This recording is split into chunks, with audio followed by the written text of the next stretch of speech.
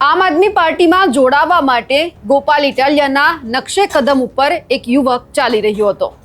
નામ છે એનું સાગર જાપડિયા. થોડા સમય પહેલા આપણે એ બાબતે ચર્ચા કરી હતી કે તેમને આમ આદમી પાર્ટીમાં જોડાવવું હતું, એટલા માટે એ જે કોન્સ્ટેબલની ફરજ નિભાવતા હતા એમાંથી એમણે 7 મહિના પહેલા રાજીનામું આપ્યું. પરંતુ આ રાજીનામું છે સ્વીકારવામાં નહોતું આવતું. હવે કેમ સ્વીકારવામાં નહોતું આવતું તે બાબતે ચર્ચા કરવી છે.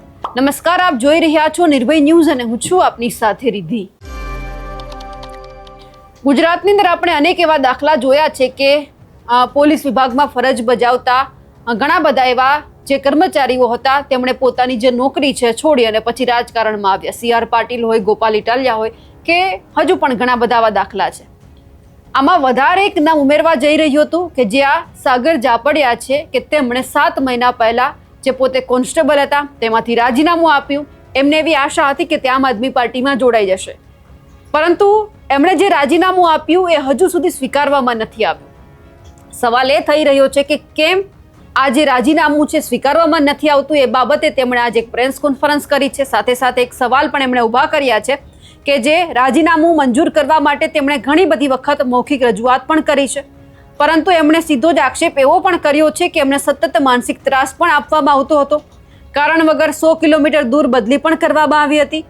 એમના અને એમના પરિવારને ધમકીઓ પણ આપવામાં આવતી હતી. જે મામલે જે સાગર જાપડિયા છે તેમણે ઉચ્ચ કક્ષાએ રજૂઆત પણ કરી હતી. સાગર જાપડિયાનું એવું કહેવું છે કે મારે સમાજ સેવા કરવી છે, મારે આમ આદમી પાર્ટીમાં જોડાવું છે, હું આમ આદમી પાર્ટીની વિચારસરણી સાથે વરેલો છું, મારું રાજીનામું છે મંજૂર થાય એવી એમણે માંગ કરી છે, પરંતુ હજુ સુધી જે રાજીનામું છે સ્વીકારવામાં નથી આવ્યું. જ્યારે આ બાબતે તેમણે આજે રાજકોટમાં પ્રેસ કોન્ફરન્સ કરી.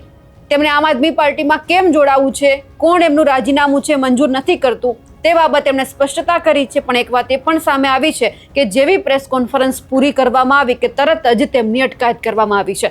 સૌથી પહેલા સાગર જાપડિયાને સાંભળી લઈએ કે તેમણે શું કહ્યું છે. મારું નામ સાગરભાઈ હંસરાજભાઈ જાપડિયા.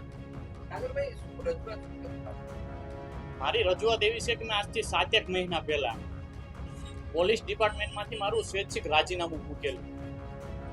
કે ભાઈ સ્વૈચ્છિક રાજીનામું એટલા માટે મૂકેલું કે ખેડૂતો સાથે અત્યાચાર જે અન્યાય થાય છે ને નાના લોકોને જે ન્યાય નથી મળતો ને એમનો અવાજ બનવા માટે. પણ તેમ છતાં 7 મહિના આજે થઈ ગયા તેમ છતાં મારું રાજીનામું મંજૂર નથી થતું. એ બાબતે મેં SP સાહેબને લગભગ 7 વાર રૂબરૂ રજૂઆત કરી મૌખિક, કે જેમની મેં ચિઠ્ઠીઓ આમાં મારી પાસે છે. હરેક ચિઠ્ઠીમાં લખેલું છે કે મારું રાજીનામું મંજૂર કરવામાં આવે. તેમ છતાંય મારું રાજીનામું મંજૂર કરવામાં નથી આવતું, પરંતુ મને ખોટી ધમકીઓ આપવામાં આવે છે. કે જ્યારે મારા પરિવારના સભ્યો જ્યારે SP સાહેબને રજૂઆત કરવા માટે આવેલા કે અમારા દીકરાને પોલીસ ડિપાર્ટમેન્ટમાં નોકરી નથી કરવી, એમને સમાજ સેવા કરવી છે, તો આપ સાહેબ એમનું રાજીનામું સ્વીકારી લ્યો. તો ખરેખર મને ન્યાય આપીને મારું રાજીનામું સ્વીકારવું જોઈએ. તો મને ન્યાય આપવાને બદલે SP સાહેબ દ્વારા મને એવું કહેવામાં આવ્યું, મારા પરિવારને એવું કહેવામાં આવ્યું કે તમારા દીકરાને કયો ચૂપચાપ નોકરી કરે, જો નોકરી નહીં કરે ને ચૂપચાપ તો એમને ખોટા કેસ કરી અને લોકઅપમાં બેસાડી દેશું, એમની જિંદગી બરબાદ કરી નાખશું, એમનું કરિયર જ્યાં ચાલુ નહીં થાય ને એ પહેલા પૂરું કરી દેશું.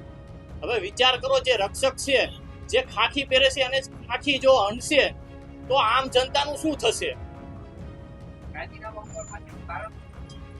જે ખેડૂતો સાથે અત્યાચાર થાય છે, અન્યાય થાય છે, જે નાના લોકોને ખરેખર એમનો અવાજ દબાવવામાં આવે છે, એમને ન્યાય નથી મળતો, એમનો અવાજ બનવા માટે મને કહેવાય કે આમ આદમી પાર્ટીની વિચારધારા ગમે છે, જે ભ્રષ્ટાચાર વિરુદ્ધ, કે જે યુવાનો સાથે જે અન્યાય થાય છે, ખરેખર એમને નોકરી મળવી જોઈએ ને ખરેખર પેપર ફૂટી જાય અને બીજાને મળી જાય છે, જે હંમેશા ખેડૂતો માટે અન્યાયને આંદોલન કરતા આવ્યા છે. એટલે હું એમની વિચારધારા સાથે જોઈન્ટ થવાનું છું.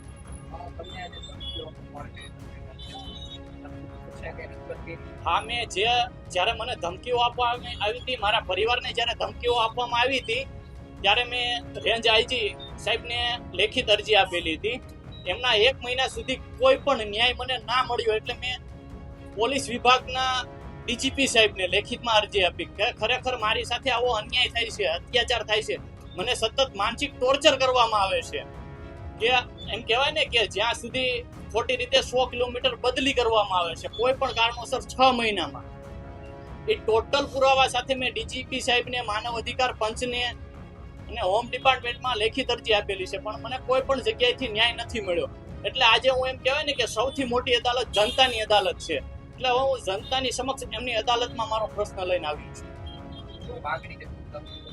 બસ ખરેખર મારો જે હક છે ભારતના બંધારણ મુજબ અનુચ્છેદ 21 મુજબ ભારતના દરેક નાગરિકને જીવન જીવવાનો સ્વતંત્રતાથી અધિકાર છે.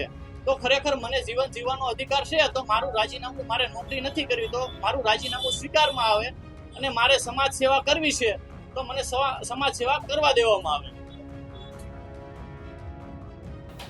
અમારા સૂત્ર એવું કહી રહ્યા હતા કે જ્યાં સાગર જાપડિયા છે તેમને આમ આદમી પાર્ટીમાં રહી અને વિધાનસભાની જે ચૂંટણી છે તે પણ લડવી હતી.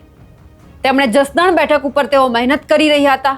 ભલે હજુ સુધી તેમનું રાજીનામું સ્વીકારવામાં નહોતું આવ્યું, પરંતુ તેમ છતાં તેઓ મહેનત કરતા હતા. તેમનો સમાજ તેમની સાથે હતો, પણ હજુ આ રાજીનામું સ્વીકારવામાં નથી આવ્યું, એટલા માટે તે હજુ આમ આદમી પાર્ટીમાં જોડાયા પણ નથી. પણ હવે જોવાનું છે કે જ્યારે અત્યારે અટકાયત કરવામાં આવી છે, હવે આગળ શું થવાનું છે? રાજીનામું મંજૂર થાય છે કે પછી સાગર જાપડિયા છે તે એમનો એક પગ છે ક્યાંક એમને રાજકારણમાં જવું છે ત્યાં રહે, અને એક પગ છે પોતાની ફરજ છે જે બજાવે. પણ હવે જોવાનું છે કે આમાં પોલીસ વિભાગ શું કરે છે. અમારા અહેવાલને લઈને આપનું શું માનવું છે કમેન્ટ કરીને ચોક્કસથી જણાવજો. સાથે જ અમારી નિર્ભય ન્યૂઝ ચેનલને લાઇક, શેર અને સબસ્ક્રાઇબ કરવાનું ભૂલશો નહીં. નમસ્કાર.